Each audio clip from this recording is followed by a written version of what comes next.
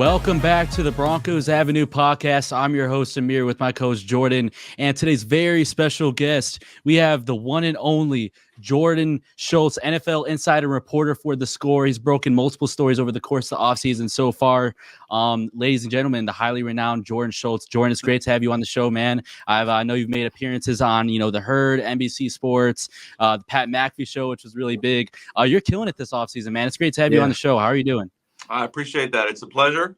Doing well. Yeah. I mean, I think free agency has definitely slowed down a lot, which is good because it means more draft talk. It also means that, for me, just selfishly, like not having to have the phone attached as an appendix is always a plus.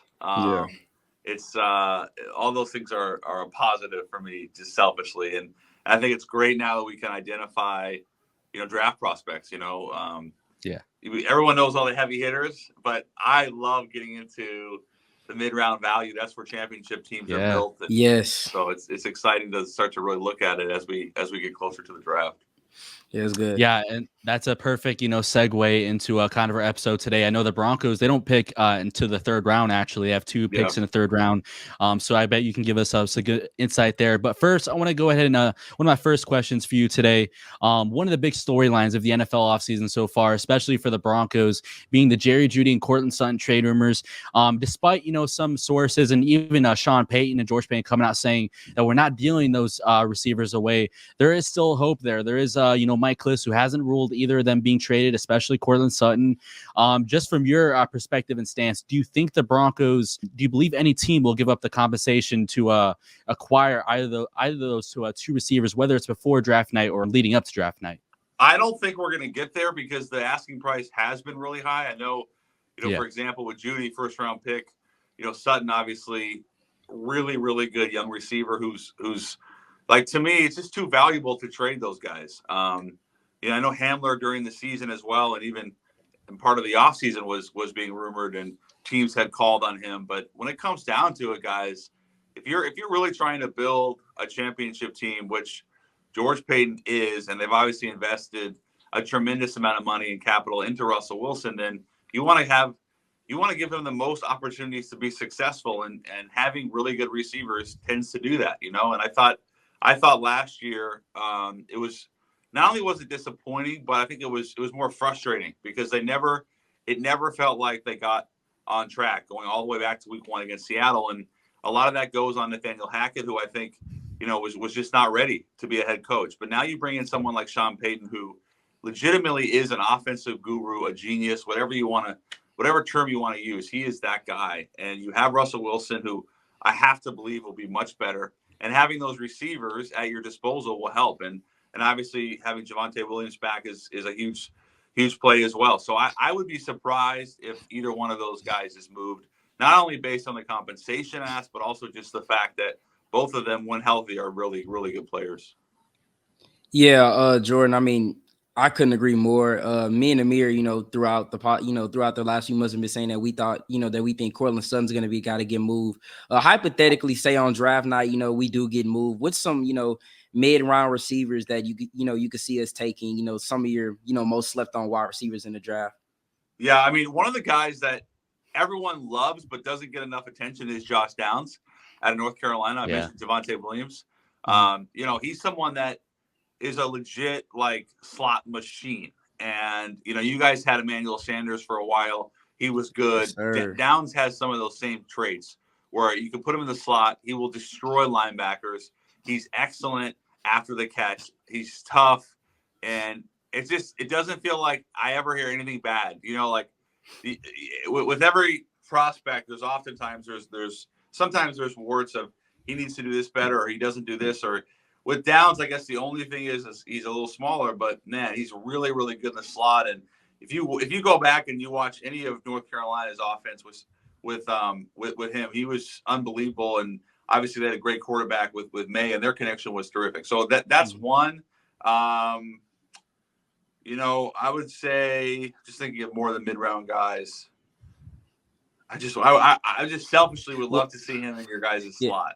Yeah, absolutely. Yeah, with Russell Wilson.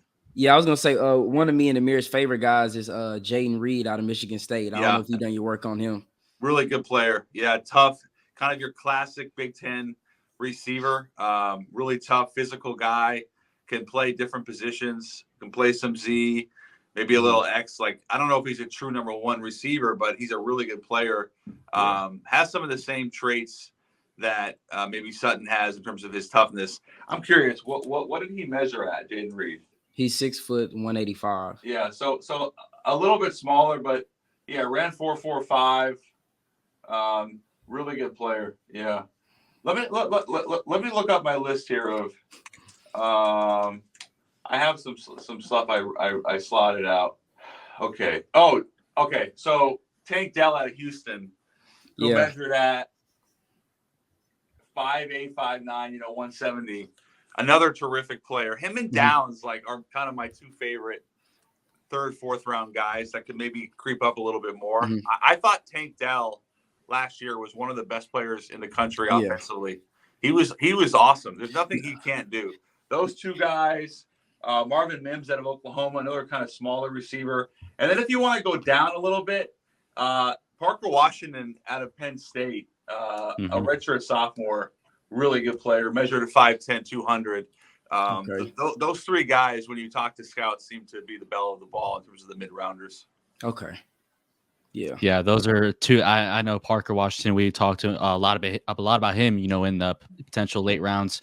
That's something who I would like the Broncos to look at. Yeah, and I mentioned Mims too. I did an interview with Brent Venables, the head coach at OU, and he was singing Marvin Mims's praises.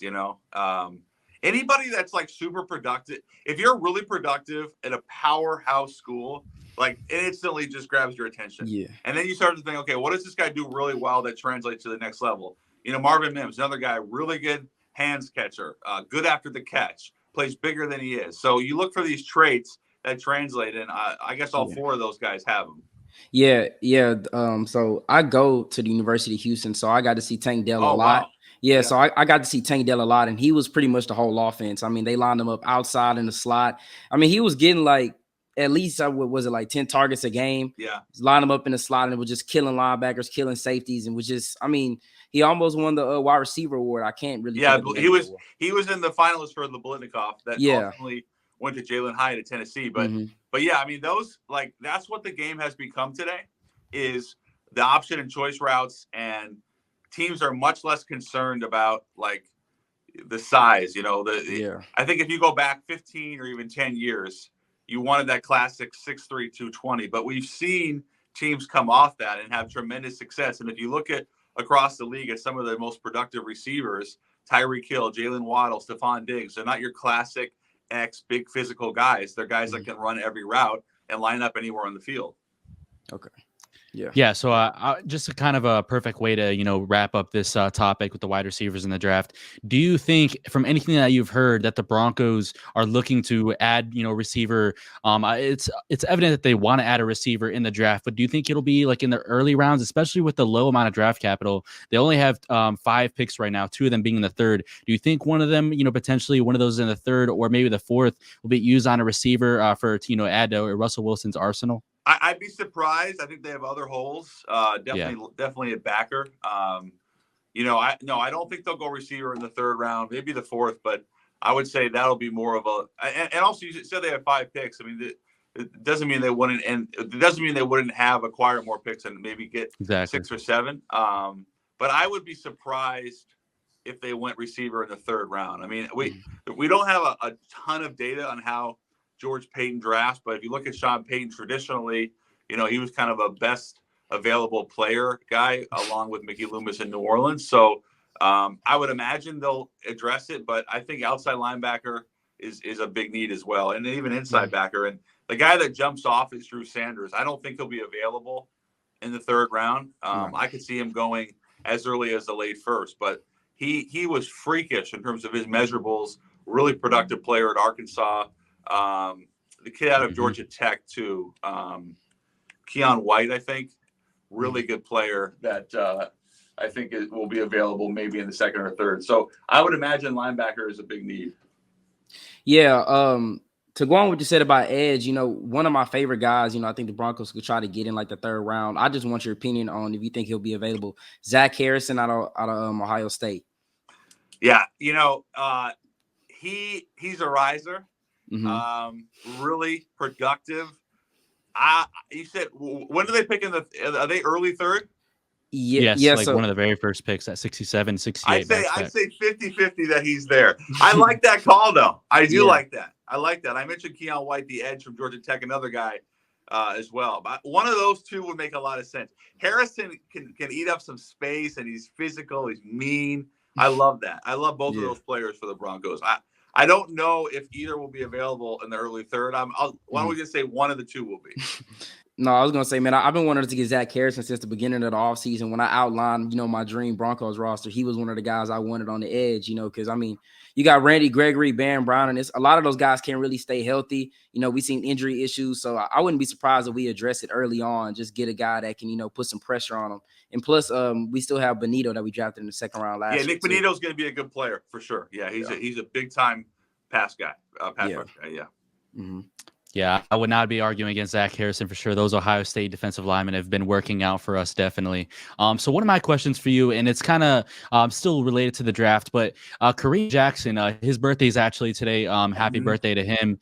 Happy birthday, K. Jackson. And a few days ago was 1 year since the Broncos actually re-signed him again to a 1 year, $5 million deal. Do you think that's still a potential option on the table for the Broncos to bring him back? Do you think if that move will be made, it'll be before the draft or after the draft, depending on who they pick, and maybe a defensive back? So I love Kareem Jackson coming back there from a fit standpoint. Knows the defense, was really productive. I have it right here. So 20 career picks, 94 tackles last season, which was a career high, 2 forced fumbles, 2 TFLs. So really, really good player. Physical, obviously, big-time thumper, a true hitter. He actually came on my show recently as well, and I didn't ask him specifically about coming back to Denver, but you see how the market's settled. We've seen how the secondary has been treated in the open market, I think, unfairly, safeties and corners. So I wouldn't be surprised at all if he came back. Okay. Yeah. Interesting. Because I saw that James Palmer was saying that Vance Joseph and the defensive staff really, really like Caden Stearns. So I kind of wonder how that would be inserted. Yeah. Yeah. Yeah. He's a really good player too. And obviously, I should say, new defensive system with Vance, but having someone like Kareem, who's, did he turn 32, maybe 31, 32? He's turning 35. 35. So he's been in the I think he's going on year 14. Those guys are invaluable to have in your locker room. And in Kareem's case, a defense that was asked to do a lot last year, oftentimes unfairly because of how bad the offense was.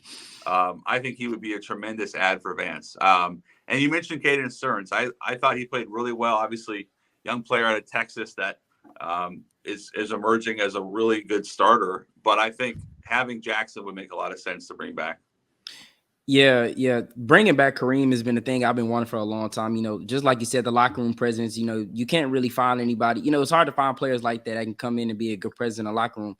But, something that you brought up was I was thinking Vance Joseph would kind of play him in the Isaiah Simmons type, the hybrid role, kind of play him a little bit closer to the line of scrimmage if you don't want to take snaps away from Caden Stearns. Like you said, he had a career high in tackles, had 2 forced fumbles. I just think it'll be great for for us to bring him back and play him in that kind of role. If you don't want to take away snaps from Caden Stearns.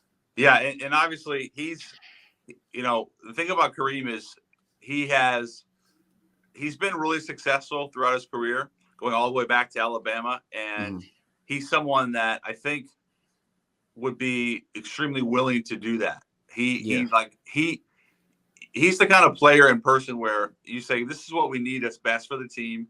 Can you do this? And he will find a way to get it done. So I guess, long story short, I like the fit. I think bringing it back makes a lot of sense, and I wouldn't be surprised. Okay. Yeah. And the next question I have for you, kind of steering away a little bit from the draft again. The biggest question with the Broncos, obviously, is, Sean Payton and Russ can work. So I just want your opinion on the whole thing. Do you think Sean Payton can come in and just fix the offense? I don't think he necessarily needs to fix Russ, but just get Russ, back flowing and back to, playing to his strengths. He has to, right? Because they're paying him $20 million plus. They obviously gave up a ton of draft to get him. listen, can he fix Russ? I don't know the answer to that. I think I'm from Seattle. I've seen how great Russell Wilson can be. Obviously, Broncos fans know from the Super Bowl. He at his peak, he was one of the 3 or 4 best quarterbacks in the league. Yep. Mm-hmm. And I think he can get back to that vicinity. I don't know if he's a top 5 guy, but with that roster, he only needs to be a top 8 to 10 guy. He needs to be good. Last year, he was really bad. And I think Sean Payton is that good of a coach, but there does have to be a full buy-in, There has to be trust. And I think there will be. But Russell Wilson, if you go back to his time in Seattle, obviously he was most successful probably with Darrell Bevell, but it was still the Russell Wilson show. He still had full autonomy of the offense. He had his checks. And it was really important to him that he had, full control in and outside the building, right? And we saw Sean Payton come in and say, we're not going to have the Russell Wilson experience that we had last year. We're not going to have him on the second floor with his staff in the building mixing. We're just not going to do it. And I thought that was the right move, especially really early on before a snap was even taken in practice.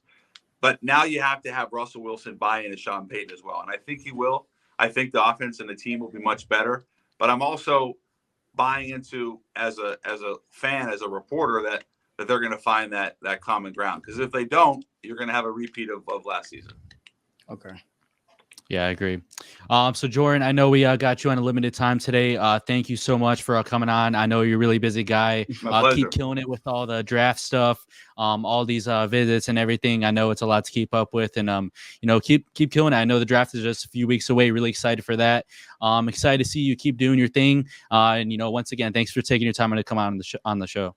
My pleasure, guys. Maybe we can do it again after the draft once things settle down. Absolutely. So that was interesting. Kareem Jackson potentially coming back. He said he was really emphasizing like inside linebacker and edge, which is I thought it was interesting because we kept saying who was it? I think Brandon Perna. He was talking about how the Broncos they're kind of like. I feel like not enough people are emphasizing how big of a need that is. Like Randy Gregory, there's a lot of question around him. He only played 6 games last year, 2 sacks. Like that's not going to cut it. The availability is not where we wanted at. He's getting paid a lot of money. So next year is a really big prove-it year for him. I don't know if the Broncos choose to somehow move on from him. I don't know how the contract numbers look, but I don't think they move on from him. Yeah, I mean, you never know though. Next year we really don't. I mean, if he only plays like 5 games again next year, okay, then I see it. But I mean, if he plays like it's availability. I mean, I think if he goes and he plays like a full season or somewhere close, I say if he plays around like 13, 14 games, gives us around like 8, 9 sacks. Yeah, I mean, I think if Randy Gregory was to play, about 13, 14 games, give us 9 sacks, around that number, around 9, 10 sacks. Get some, just make some plays, force fumbles, targets for loss. I think, I think they're fine with that. I think, for what we gave them.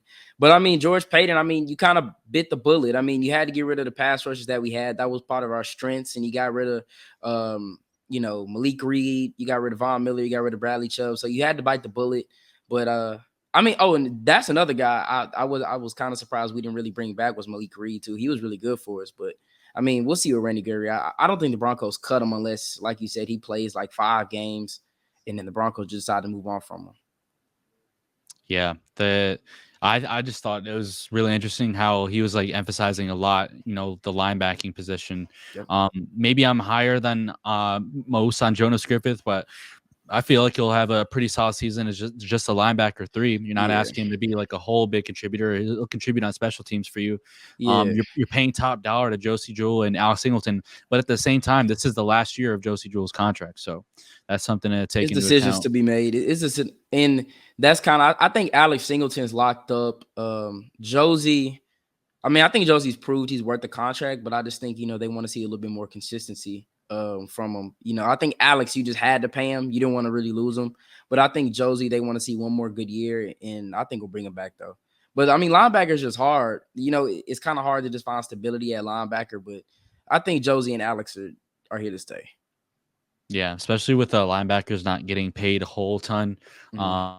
That's just kind of where that's. I know they're looking at Jack Campbell, another Iowa guy, just like Josie Jewell. So maybe they get younger there, but. Yeah, that's going to be it for today's episode. Some interesting insight from Jordan Schultz on the draft. He thinks the Broncos won't take wide receiver in the third. He really does expect the Broncos to go more defense, edge and inside. I know Mike Kliss mentioned that the Broncos are having visits with corners, and they are expected to take a corner higher than people think.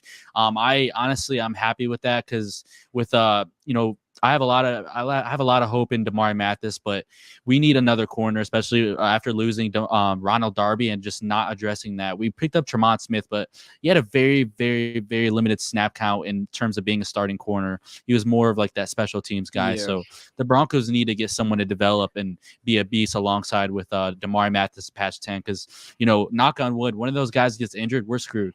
I mean, there's no other way to put it. We got to get another guy early, and I would not be mad at all if one of our third-round picks, we trade back and take a corner. That would be awesome, and use a center maybe or an edge on that first pick. That would be huge. But yeah, I hope you guys enjoyed today's episode.